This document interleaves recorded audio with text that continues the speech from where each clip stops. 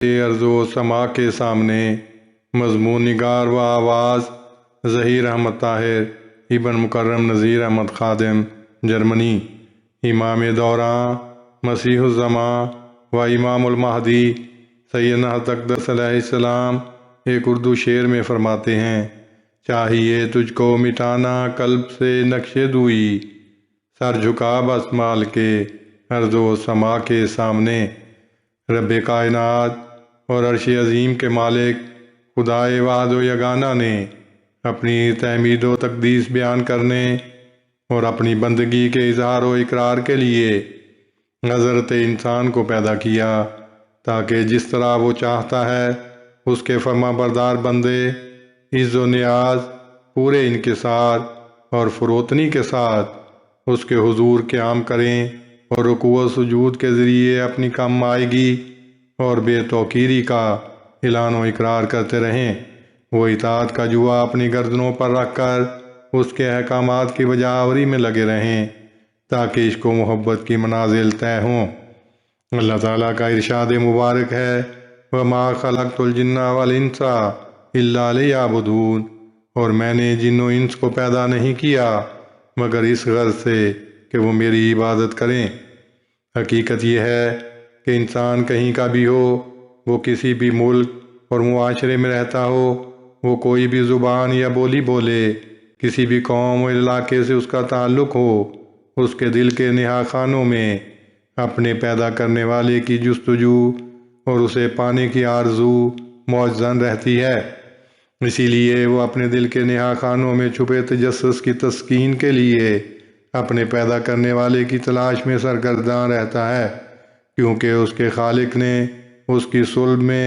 اپنی تلاش کا مادہ ودیت کر رکھا ہے۔ اللہ تعالیٰ کا ارشاد مبارک ہے، وَإِذَا أَخَذَ رَبُّكَ مِن بَنِي آدَمَ مِن ظُهُورِهِمْ ذُرِّيَّتَهُمْ وَأَشْهَدَهُمْ عَلَىٰ أَنفُسِهِمْ أَلَسْتُ بِرَبِّكُمْ قَالُوا بَلَىٰ شَهِدْنَا أَن تَقُولُوا يَوْمَ الْقِيَامَةِ إِنَّا كُنَّا عَنْ هَٰذَا غَافِلِينَ۔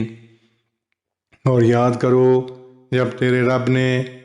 بنی آدم کی صلب سے ان کی نسلوں کے مادہ تخلیق کو پکڑا اور خود انہیں اپنے نفوس پر گواہ بنا دیا اور پوچھا کہ کیا میں تمہارا رب نہیں ہوں؟ انہوں نے کہا، کیوں نہیں، ہم گواہی دیتے ہیں۔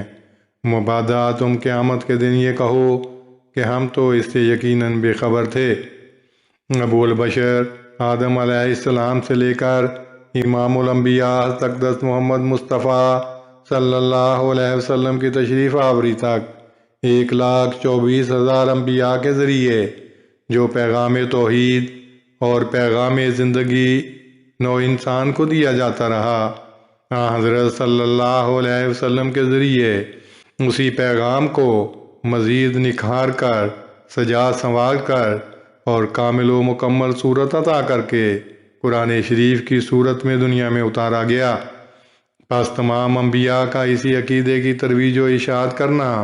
بتاتا ہے کہ اللہ تعالیٰ کی ذات اقدس والا صفات ہی برحق ہے اور وہ اس لائق ہے کہ اس کی خالص عبادت کی جائے۔ سر جھکے تو صرف اسی کے آگے، گردنیں خم ہوں تو صرف اسی کے لیے، اور جبین سجدہ ریز ہو تو صرف اسی کے سامنے۔ قرآن شریف سے پتہ چلتا ہے کہ محبوب حقیقی نے نہ صرف اپنی تلاش کا مادہ انسانی شریعت میں ودیت کیا ہے، بلکہ اس نے حضرت انسان کی تخلیق بھی اپنی فطرت کے مطابق کی ہے، تاکہ ان کے درمیان انس اور محبت کا رشتہ قائم ہو اور انسان اس کے رنگ میں رنگین ہو کر اس طرح زندگی گزارے جس طرح وہ چاہتا ہے۔ جیسا کہ اللہ تعالیٰ کا ارشاد مبارک ہے، فطرت اللہ التی فطر الناس علیہا، یہ اللہ کی فطرت ہے جس نے انسانوں کو پیدا کیا۔ قرآن کریم کی ایک اور آیت کریمہ میں فرمایا ہے، صبغۃ اللہ ومن احسن من اللہ صبغۃ ونحن لہ عابدون، اللہ کا رنگ پکڑو اور رنگ میں اللہ سے بہتر اور کون ہو سکتا ہے، اور ہم اسی کی عبادت کرنے والے ہیں۔ پس محبوب حقیقی کی تلاش میں ازل سے جاری ہونے والا سفر ابد تک جاری رہے گا۔ ایک ایسی ہستی کی تلاش کا سفر جو چاہتے اور نہ چاہتے ہوئے بھی غیر ارادی طور پر اپنے موجود ہونے کا احساس دلاتی رہتی ہے۔ ایک ایسے محبوب کی تلاش کا سفر جو ہر انسانی دل کے نہا خانوں میں اس کی سوچوں اور اس کے ذرے ذرے میں آباد ہے، جس سے دور ہونا اور اسے دور کرنا ممکن نہیں۔ جب مقصود کائنات آئے یعنی محمد مصطفیٰ صلی اللہ علیہ وسلم تشریف لائے تو عبادت اور بندگی کے معیار اکثر بدل گئے، کیونکہ خالق کائنات نے آپ کے ذریعے اپنا دین مکمل کر دیا اور قیامت تک کی ضرورتوں کو پورا کرنے والی شریعت نازل کر کے انسان کامل صلی اللہ علیہ وسلم کو نوع انسان کے لیے اسوہ حسنہ قرار دے دیا۔ پس آپ صلی اللہ علیہ وسلم نے اپنے آسمانی آقا کے عشق و محبت اور اس کی عبادت میں ایسے حسین رنگ بھرے جن سے زمین و آسمان والے اب تک ناآشنا تھے۔ آپ نے اللہ تعالیٰ کے حکم سے نماز کی صورت میں ایک ایسی عبادت اپنے ماننے والوں کے سامنے پیش کی جس کا عشر اشیر دیگر مظاہر میں پایا نہیں جاتا۔ نماز کیا ہے؟ نماز اللہ اکبر کی صدا سے شروع ہوتی ہے، جس کے آغاز میں اللہ تعالیٰ کی تعریف اور اس کی بڑائی بیان ہوتی ہے۔ سورۃ فاتحہ کی صورت میں اس کی تعریف اور حمد و ثنا کی جاتی ہے، اس کی بڑائی کا اقرار و اعلان ہوتا ہے۔ رکوع میں صرف اسی کے سامنے جھکنے کے عملی اقرار کے ساتھ اس کی عظمت بیان کی جاتی ہے، اور رکوع سے اٹھتے ہوئے اس کی تعریف بیان کی جاتی ہے جو دعاؤں کا سننے والا اور ہر تعریف کے لائق ہے۔ پھر سجدہ ریز ہو کر عملی رنگ میں یہ اعلان و اقرار کیا جاتا ہے کہ تو ہی میرا معبود حقیقی ہے، میری جبین نیاز اگر جھکے گی تو صرف تیرے حضور اور تو ہی بلند شان والا ہے۔ گویا سجدہ خدا تعالیٰ کی بلند شان کا عملی اقرار اور اپنی کم آئیگی کا اظہار ہے۔ سجدے کی حالت میں ایک بندہ ناتواں دعاؤں کی صورت میں اپنی حاجات اس کے حضور پیش کرتا ہے۔ دونوں سجدوں کے درمیان بخشش، رحم، ہدایت، سلامتی، اپنی اصلاح، حصول رزق اور درجات کی بلندی کے لیے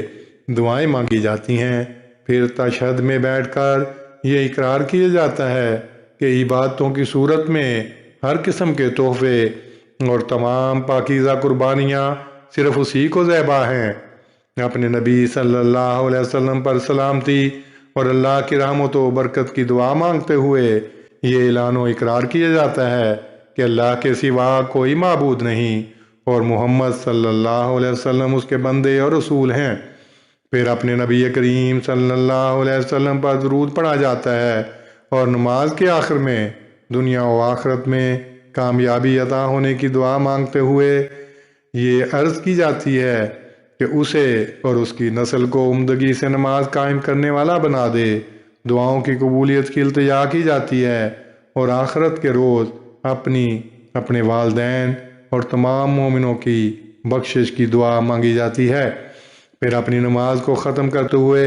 بلا تخصیص رنگ و نسل و مذہب اپنی دائیں طرف والوں اور اپنی بائیں طرف والوں کے درمیان السلام علیکم ورحمۃ اللہ کی صورت میں سلامتی اور برکت سے بھرپور تحفہ پیش کرتے ہوئے ایک بندہ مومن یہ اعلان عام کرتا ہے کہ اے میری دائیں طرف بسنے والو، میں تمہارے لیے سلامتی چاہتا ہوں اور تمہارے لیے برکتوں کا متمنی ہوں، اور اے میری بائیں طرف بسنے والو، تمہیں بھی سلامتی کا پاکیزہ تحفہ پیش کرتا ہوں اور دعا کرتا ہوں کہ تمہیں بھی برکتیں عطا ہوں۔ پس ہمارے آقا صلی اللہ علیہ وسلم نے کھڑے ہو کر کیے جانے والے عز و نیاز، جھک کر کی جانے والی وفاؤں، سجدہ ریز ہو کر مانگی جانے والی دعاؤں اور بیٹھ کر پیش کی جانے والی صداؤں کو ایک خوبصورت لڑی میں پرو کر نماز کی صورت میں خوشنما مالا بنا دی، جو تسبیح و تحمید اور تقدیس سے بھرپور دعاؤں کا خوبصورت مجموعہ اور ایک مکمل اور جامع عبادت ہے۔ فخر زمین اور ناز فلک صلی اللہ علیہ وسلم کا اپنے رب کی خاطر عہد شباب میں سے ہی دنیا کی رعنائیوں سے بے رغبت اور کنارہ کش ہو جانا،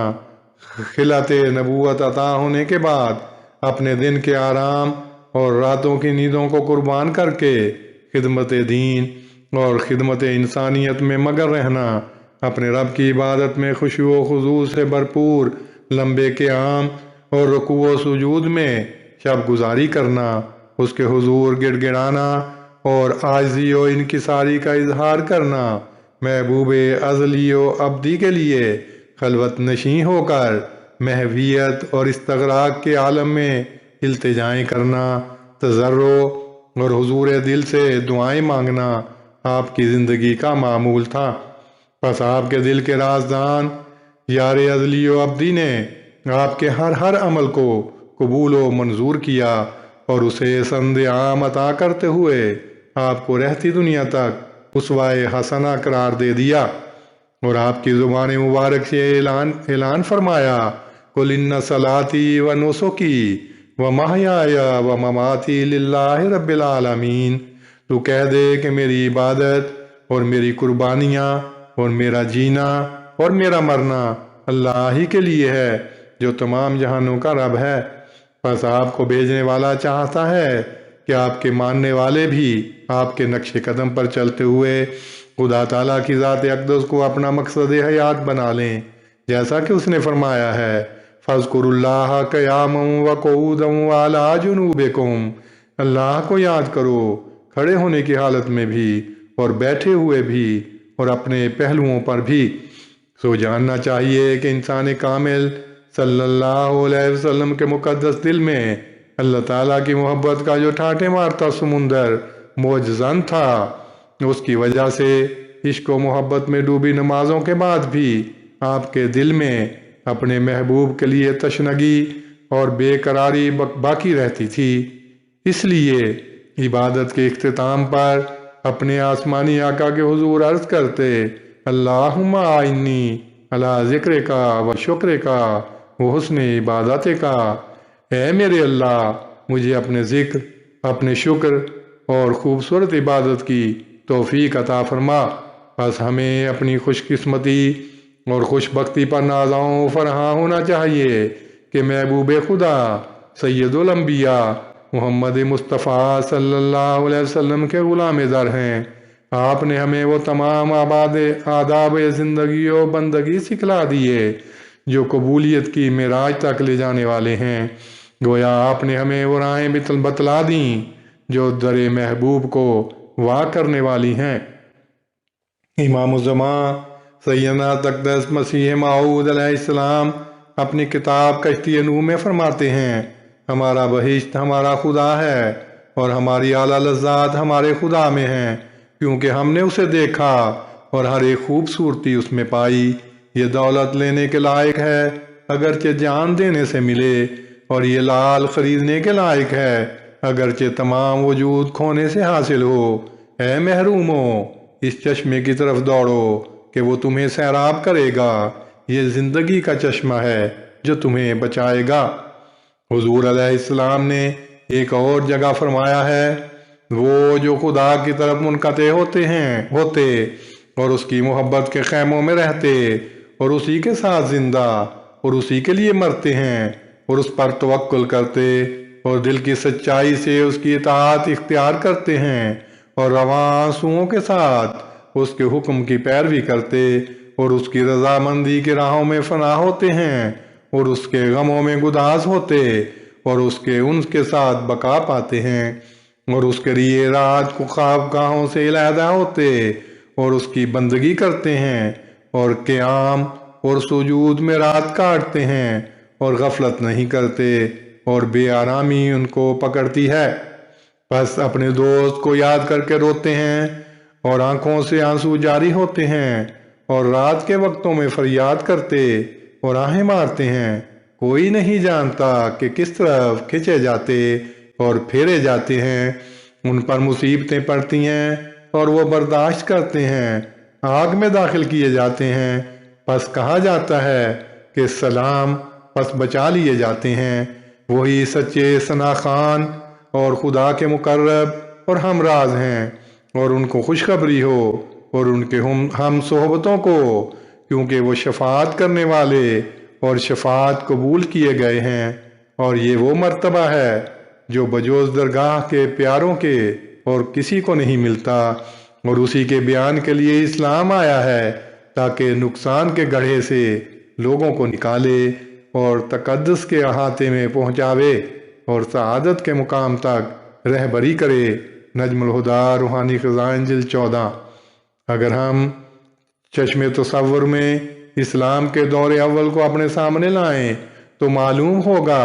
کہ نور ہدایت سے معمور صحابہ کرام رضوان اللہ علیہم میں سے ہر ایک مینار نور اور ہدایت کا سرچشمہ دکھائی دیتا ہے۔ اس قدر عالی مرتبت میرے اور آپ کے پیارے صحابہ کی زندگیوں کا مطالعہ کیا جائے تو معلوم ہوگا کہ وہ دنیا میں ہوتے ہوئے بھی اس دنیا کے نہ تھے، بلکہ انہوں نے یاد الہی اور عبادت خداوندی کو اپنی زندگیوں کا مقصد بنا لیا تھا، اور خدا تعالیٰ کی ذات اقدس والا صفات ان کا مرکز و محور تھی۔ وہ اللہ تعالیٰ کی خاطر دنیا داری کرتے اور مخلوق خدا سے حسن و احسان کا سلوک روا رکھتے۔ وہ اپنے محبوب ازلی کو خوش کرنے کے لیے اپنے اوقات کا زیادہ تر وقت مسجدوں میں گزارتے اور قیام اور رکوع و سجود میں گریہ و زاری کے ذریعے اپنی بندگی کا اظہار کرتے۔ مسجدوں میں دینی مجالس منعقد کرتے، خود بھی دین سیکھتے اور دوسروں کو بھی سکھاتے۔ بازاروں میں اس غرض سے جاتے تاکہ سلام اور سلامتی کے تحفے تقسیم کر سکیں۔ احباب رشتہ داروں سے اس نے سلوک کرتے تاکہ وہ مولا کریم خوش ہو جائے۔ وہ بیوگان اور یتیموں کا خیال رکھتے تاکہ اللہ تعالیٰ کی رضا حاصل ہو۔ وہ ہمسایوں کے ہمدرد اور مہمانداری میں پیش رہنے والے پاک وجود تھے۔ گویا ان کا اوڑھنا بچھونا حقوق اللہ کی ادائیگی اور حقوق العباد کا قیام تھا۔ اسلام کے دور آخر میں بھی صحابہ سے ملا جب مجھ کو پایا کہ بے شمار مثالیں اور حیرت انگیز نظارے دکھائی دیتے ہیں۔ مسیح پاک علیہ السلام کے مقدس ہاتھ میں اپنے ہاتھ دینے والوں نے اولین کے نقش قدم پر چلتے ہوئے حقوق اللہ اور حقوق العباد کے بہترین نمونے قائم کیے اور ہمارے لیے اپنا مبارک اسوہ بطور یادگار چھوڑ دیا تاکہ ہم بھی اولین و آخرین کے نقش پا پر چلتے ہوئے بعد میں آنے والوں کے لیے مینارہ نور ثابت ہوں۔ پس ضرورت اس بات کی ہے کہ اپنے ہادی و آقا صلی اللہ علیہ وسلم، آپ کے مقدس صحابہ، مسیح موعود علیہ السلام اور آپ علیہ السلام کے مقدس صحابہ کے نقش قدم پر چلا جائے اور ان سے رہنمائی لیتے ہوئے اپنی زندگیوں کو گزارا جائے۔ اللہ تعالیٰ کے فضل سے جماعت احمدیہ میں خلافت علی منہاج النبوت کی صورت میں ایک روحانی نظام جاری و ساری ہے۔ خلفائے مسیح موعود علیہ السلام کی زندگیاں اور ان کے ارشادات روحانیت سے بھرپور اور ہمارے لیے قابل تقلید نمونہ ہیں۔ ان میں سے ہر ایک کی زندگی کا اولین مقصد اسلام کے زندگی بخش پیغام کی ترویج و اشاعت اور حقوق اللہ اور حقوق العباد کا قیام رہا ہے۔ اب خلافت خامسہ کا مبارک و بابرکت دور سایہ خداوندی میں جاری و ساری ہے، جس کے ذریعے برکات و رحمت خداوندی کا نزول روز کا معمول ہے۔ خلیفہ وقت کی زندگی ہمارے لیے روشنی کا ایک ایسا مینار ہے جو اندھیروں سے نور کی طرف رہنمائی کرنے والا ہے، کیونکہ یہ خدا نما وجود خدا تعالیٰ سے ملانے والا ہے۔ تاریخ گواہ ہے کہ جو شخص خلوص نیت سے خلافت کے ساتھ وابستہ ہوا وہ ہر غم اور ہر فکر سے آزاد ہو گیا، کیونکہ جو خلافت سے وابستہ ہو جاتا ہے خلافت اسے خدا تعالیٰ کے ساتھ وابستہ کر دیتی ہے۔ پس جو خدا تعالیٰ کے ساتھ وابستہ ہو گیا اسے دنیا کے غم و حزن سے بھلا کیا واسطہ۔ خلاصہ کلام یہ کہ ہماری تمام ترقیات، کامیابیوں، خواہشات کی تکمیل، دل کی تسکین، گھروں کے آرام، معاشرے کے استحکام، دنیا میں امن کے قیام اور ہر نیک مقصد کے بابرکت انجام کی ایک ہی پاکیزہ اور بابرکت راہ ہے کہ سجدہ ریز ہو جا اور قرب حاصل کرنے کی کوشش کر۔ سورۃ الگ آیت 20۔ اللہ تعالیٰ سے دعا ہے کہ وہ ہماری نیتوں کو پاکیزہ بنا دے اور ہمارے اعمال میں برکت عطا فرما دے۔ آمین یا رب العالمین۔